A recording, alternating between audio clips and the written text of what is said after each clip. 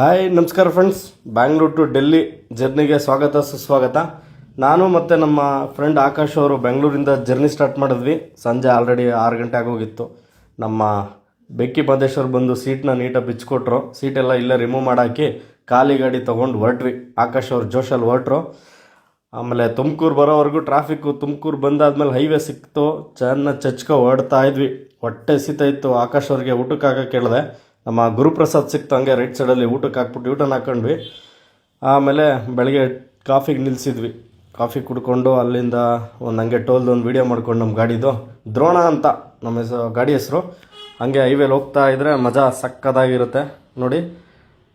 ತುಂಬ ಚೆನ್ನಾಗಿದೆ ಡ್ರೈವ್ ಮಾಡೋಕ್ಕೆ ಗಾಡಿ, ಸ್ಮೂತ್ ಡ್ರೈವು. ಆಮೇಲೆ ಆಕಾಶ್ ಅವ್ರನ್ನ ಎಬ್ಬರಿಸ್ಬಿಟ್ಟು ಅವ್ರಿಗೆ ಗಾಡಿ ಕೊಟ್ಟೆ. ತಿಂಡಿ ಟೈಮ್ ಆಗಿತ್ತು ಆಲ್ರೆಡಿ. ಒಂದು ಡಾಬಕ್ಕೆ ತಿಂಡಿಗೆ ಹಾಕಿದ್ವಿ. ಇಡ್ಲಿ ವಡೆ ಸಿಕ್ತು ನಮ್ಮ ಅದೃಷ್ಟಕ್ಕೆ. ಇಡ್ಲಿ ವಡೆ ದೋಸೆ ತಿನ್ಕೊಂಡು ಹೊಟ್ಟೆ ತುಂಬ ಹೊರಟ್ವಿ. ಹಾಗೆ ಮಹಾರಾಷ್ಟ್ರ ಬಿಟ್ಟು ಮಧ್ಯಪ್ರದೇಶಲ್ಲಿ ಹೋಗ್ತಾ ಇದ್ವಿ. ನಾನು ತೊಗೊಂಡೆ ಮತ್ತೆ ನೈಟ್ ಡ್ರೈವ್ ಅಂದರೆ ನಂಗೆ ತುಂಬ ಇಷ್ಟ, ಲಾಂಗ್ ಡ್ರೈವ್. ಹಂಗಾಗಿ ನೈಟ್ ಜಾಸ್ತಿ ನಾನೇ ಟ್ರಾವೆಲ್ ಮಾಡಬೇಕು ಅಂತ ಪ್ಲ್ಯಾನ್ ಹಾಕ್ಕೊಂಡು ಹೊರಟಿದ್ವಿ. ತುಂಬ ಚೆನ್ನಾಗಿತ್ತು ಜರ್ನಿ. ಹಂಗೆ ನೋಡಿ ಹೈವೇಲಿ ಹೋಗ್ತಾ ಇದ್ದೀವಿ. ಹಂಗೆ ಒಂದು ಗ್ಲಿಪ್ಸ್ ತೋರಿಸ್ತೀನಿ ನೋಡಿ.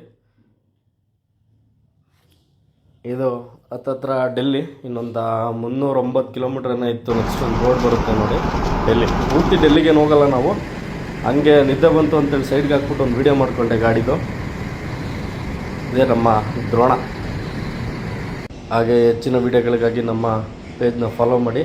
ಇಲ್ಲೇ PK ಬಿಟ್ಬಿಟ್ಟು ಹೊರಡ್ತಾ ಇದ್ದೀವಿ. 20 ಡೇಸ್ ಆದಮೇಲೆ ನೆಕ್ಸ್ಟ್ ವೀಡಿಯೋ ಬರುತ್ತೆ. ರೆಡಿಯಾಗಿರೋ ವೀಡಿಯೋ ಕಾಯ್ತಾ ಇರಿ. Thank you.